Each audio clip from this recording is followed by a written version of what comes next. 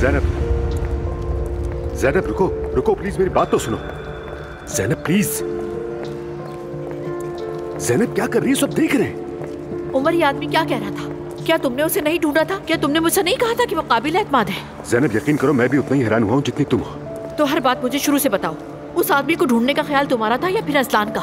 वो आदमी अजलान ने दिया था मुझे। उमर, ये सब क्या किया तुमने? लेकिन मेरी जान, मैं कैसे जान सकता था? मैं तो बस ये समझ रहा था कि वो अपनी बीवी की मदद कर रहा है और कुछ नहीं। तो तुमने खुद को उसके लिए इस्तेमाल होने दिया? ज़ैनब, मैंने नेक नियति से मदद करने की कोशिश की थी, मैंने ऐसा कुछ सोचा भी नहीं था। उमर, मैं सिर्फ तुम्हें जानती हूँ, तुम पर एतमाद किया और ये हो गया। मेरी बेटी अपनी बच्ची को खो चुकी है। उमर देखो प्लीज, उसकी वजह से मुझसे नाराज मत हो, मैं बात करूंगा अजलान से। अरे तुम अब भी अजलान की बात कर रहे हो, उसका नाम ले रहे हो। उमर, हद है, तुम्हें कुछ नजर नहीं आता कि तुम्हारा भतीजा कैसा है? उसने मेरी बेटी के लिए जाल बिछाया और तुम्हें इस्तेमाल किया। मैं भी तुम्हारी तरह गुस्से और उलझन में हूँ ज़ैनब, और हाँ, मैं उससे इस बात का हिसाब लेकर रहूंगा, तुम फिक्र मत करो। क्या बात कर रहे हो उमर? सब कुछ तो हो गया है, मैं दुआ को देखने जा रही हूँ। मेरी बात सुनो ज़ैनब।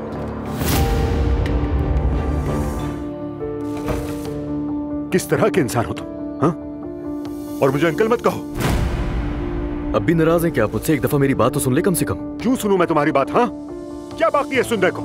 मुझे इस्तेमाल किया तुमने, मुझे लोगों के सामने शर्मिंदा करवा दिया। आपकी बात बिल्कुल सही है, लेकिन इस्तेमाल नहीं किया आपको मैंने। और क्या कहा था वकील ने? ड्राइवर को बुलाकर पूछ ले। तुम्हें वकील से कहना चाहिए था कि इस मामले में मेरा अंकल शामिल है। अपनी मर्जी नहीं चलानी चाहिए थी। मुझे माफ कर दे, मैं भी नहीं चाहता था कि ये सब कुछ ऐसे हो। क्या तुम मुझे बेवकूफ समझते हो इस्लाम? क्या समझते थे तुम कि तुम्हारा मंसूबा हम सब से छुप जाएगा? मैंने सब कुछ अपनी बेटी के लिए किया। मेरी बीवी के बारे में भी था ये सब। इतने खुदगर्ज कैसे हो सकते हो तुम? इतने अंधे क्यों हो गए हो? क्या हो गया? अपनी बेटी को पाने के लिए किया और चाहता था कि दुआ वापस आ जाए। अगर तुम्हें अपनी बेटी और दुआ की इतनी ही परवाह थी तो तुम्हें उसे धोखा नहीं देना चाहिए था, नहीं करना चाहिए था ये सब कुछ। दफा हो जाओ मेरी नजरों के सामने से, जाओ।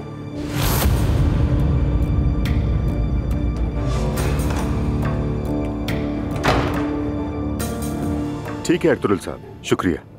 शाम को मुलाकात होती है। खुदा हाफिज।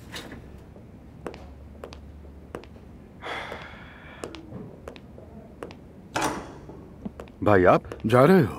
बस जाने ही वाला था। दरअसल अर्तुगरुल से बात हो गई। हाँ, अच्छा है। हम आज रात खाने पर जा रहे हैं, आप फारिग हैं तो साथ चले भाई। नहीं उमर, तुम चले जाओ। घर पर क्या चल रहा है तुम तो ये अच्छी तरह से जानते हो। मैं घर जा रहा हूँ। जैसा आप चाहें। अजलान से बात की मैंने, वो शर्मिंदा है।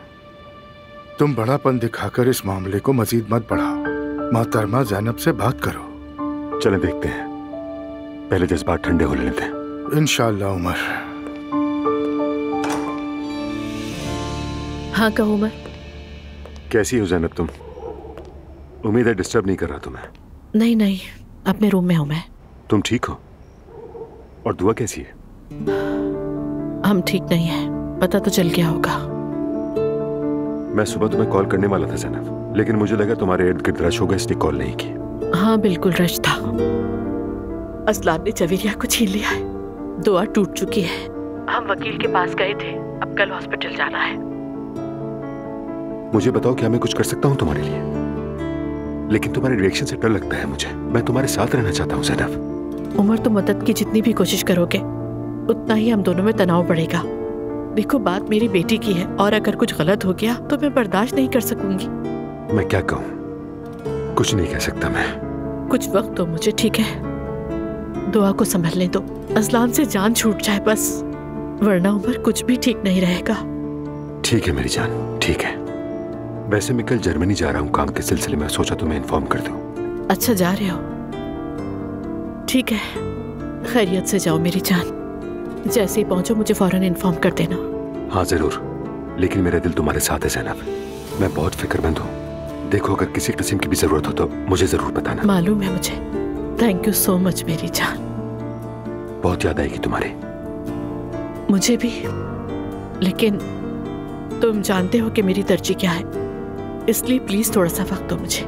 मैं जानता हूँ ज़ैनब, कोई बात नहीं। ठीक है, फिर बात करेंगे। खुदा हाफिज।